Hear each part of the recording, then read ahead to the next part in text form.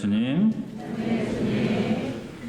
묵주 기도에 대해서 동영상을 봤는데 저희가 매주 주일마다 이렇게 동영상을 보는 내용들에 대해서 굉장히 도움을 많이 받습니까? 이 묵주 기도는 그 동영상 중에서 그랬지만 복음서 내용을 가장 잘 요약해 놓은 기도라고 말할 수가 있습니다. 성경을 읽고 또 그런 부분에서 묵상할 수도 있겠지만 아무래도 이 묵주 기도를 하면서 예수님의 신비, 예수님의 일생을 요약해 놓은 그런 짧은 기도이기 때문에 한 25분 정도만 할애하면 그 5구러미를 바칠 수가 있습니다. 그러니까 환희의 신비부터 보통의 신비, 영광의 신비, 또 거기에 따라서 요한 바오로 2세 교황님께서 덧붙이신 빛의 신비를 함께 한다면 적어도 일주일에는 한 번 정도 예수님의 일생을 전체적으로 묵상하고 내가 걸어가는 길이 혼자 가는 길이 아니라 성모님과 함께 예수님의 길을 걸어가는 중이구나 라는 것을 느끼게 됩니다. 그리고 실제로 체험하게 됩니다. 묵주기도 바치실 줄 아시죠?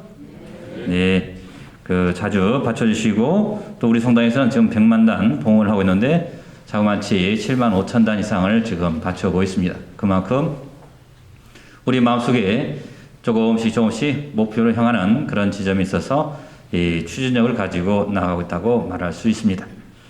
오늘 제1독서와 또 2독서 복음 말씀을 요약하려고 한다면 함께 걸어가는 길이라고 말할 수가 있습니다. 외국이나 또 우리나라에서 쓰는 여러 가지 단어들 중에서 좋아하는 그런 단어가 있다면 아마 함께 누구의 곁에 있다는 것, 이것이 아닐까 저는 생각을 해봅니다.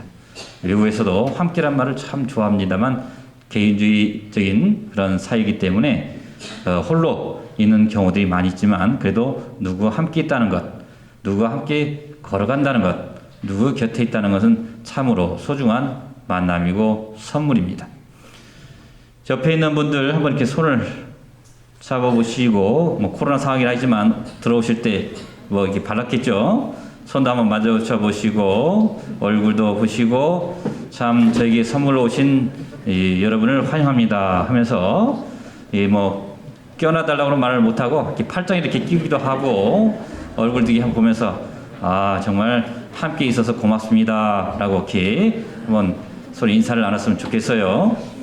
나누지 않으신 분들은 남자들만 계셔서 그런가요? 네, 서로 얼굴을 보면서 우리 본당 공동체에 함께하는 공동체구나 이렇게 표현을 했으면 좋겠습니다. 저는 이번 주에 고등학교 친구가 농사를 짓고 있는데 어머니를 잃었습니다. 그래서 연락을 받고 장례식장에 갔는데 비록 종교는 다르지만 마침 방문했을 때 입관 예식을 할 때였습니다. 예식을 진행하는 중에 제가 들어가니까 친구가 눈이 큰데 저를 바라보더니 손을 내밀더라고요. 얼른 다가가지고 이 두 손을 잡았는데 농사를 지니까 손이 두꺼비 같은 손이지 않습니까? 저는 이제 농사를 짓지 않는 손이기 때문에 조그마한데 얼마나 세게 잡는지 손이 아스러지는 줄 알았어요. 그런 가운데서도 이 친구의 슬픔에 함께 할 수 있다는 것, 그래서 손을 아프더라도 그래도 꽉 잡고 입관 예식을 마치는 가운데 저에게 갑자기 포옹을 하더라고요. 고맙다고. 이런 우리가 살아가면서 함께 한다는 것, 곁에 누가 있다는 것은 그야말로 위로와 희망을 주는 그런 표현이기도 합니다. 오늘 어떻게 보면 제1독서와 복음 말씀이 그런 일맥상통하는데 제1독서에 보게 되면 주님의 산이 있는 곳으로 우리 모두는 불림을 받았다. 그런 메시지를 전해줬습니다.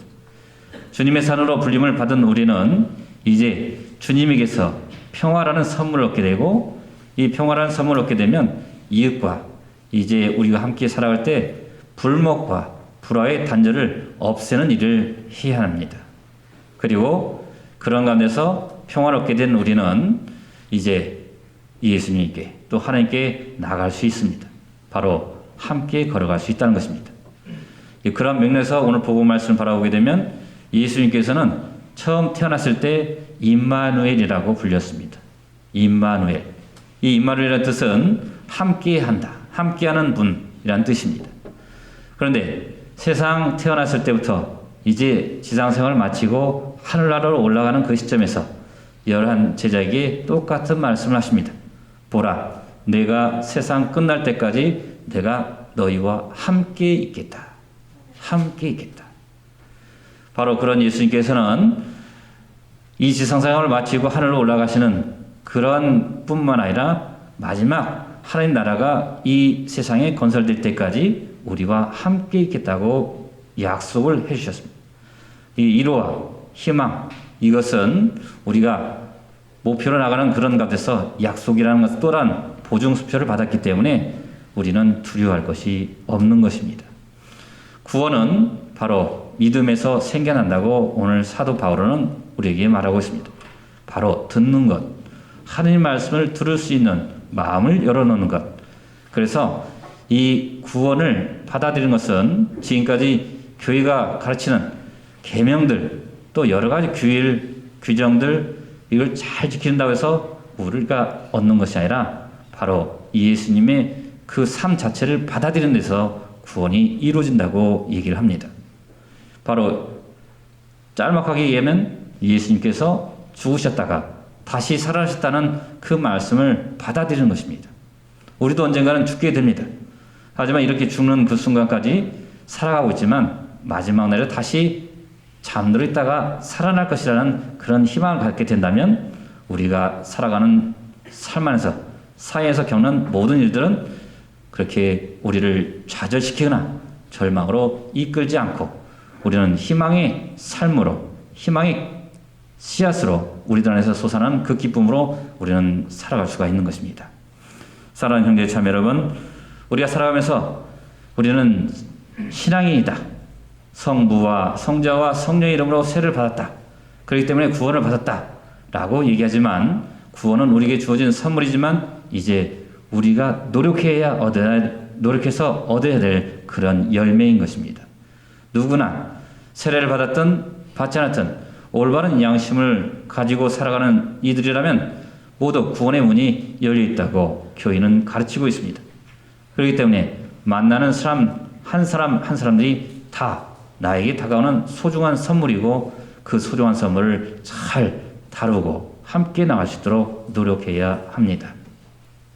그럴 때 주님께서는 우리에게 가르쳐주신 그 계명을 실천할 수 있다고 말합니다. 성부와 성자와 성령의 이름으로 바로 살아계신 삼위일체 하나님께서 당신의 이름으로 현존하시는 그분의 이름으로 우리에게 세를 주셨고 우리는 우리 안에 살아계시는 이 하나님을 이제 세상에 드러내야 합니다. 예수님께서 우리에게 들려주신 세 가지 실천사항은 바로 예수님께서 가르쳐주신 것을 지키는 것입니다. 가르치고 그 다음에 실천하는 것입니다. 우리 모두는 어떤 이들은 그 생활의 역량이 있어서 크기나 넓이나 깊이나 높이가 큰 사람이 있는가 하면 어떤 사람은 작은 사람이 있습니다. 서로에게 주어진 그 역할이 다를 수밖에 없는 것입니다. 그런 역할이 다르지만 하나된 공동체를 이루면서 함께 걸어간다면 우리는 좀 더 우리가 바라는 그 이상으로 우리가 나가는 목표를 도달하는 데 짧은 시간이 될 수가 있을 것입니다. 우리는 이제 그러한 역할을 하는 데 있어서 이 11대 사목회 임원으로 새롭게 주대된 분들 또 선택된 분들 이분들은 어떻게 보면 우리가 마땅히 지어야 될 짐을 그들이 대신 짊어갈지도 모릅니다. 방관만 하지 말고 그들과 함께 나갈 수 있도록 손과 손을 내밀어서 그들과 함께 우리가 원하는 목표를 향해 나가도록 해야 되겠습니다. 잠시 후에 그분들이 이제 나와서 이 선서식과 더불어 11대 사목회 임원으로 임명장을 받게 됩니다. 잠시 묵상한 뒤에 선서식을 갖도록 하겠습니다. 아멘.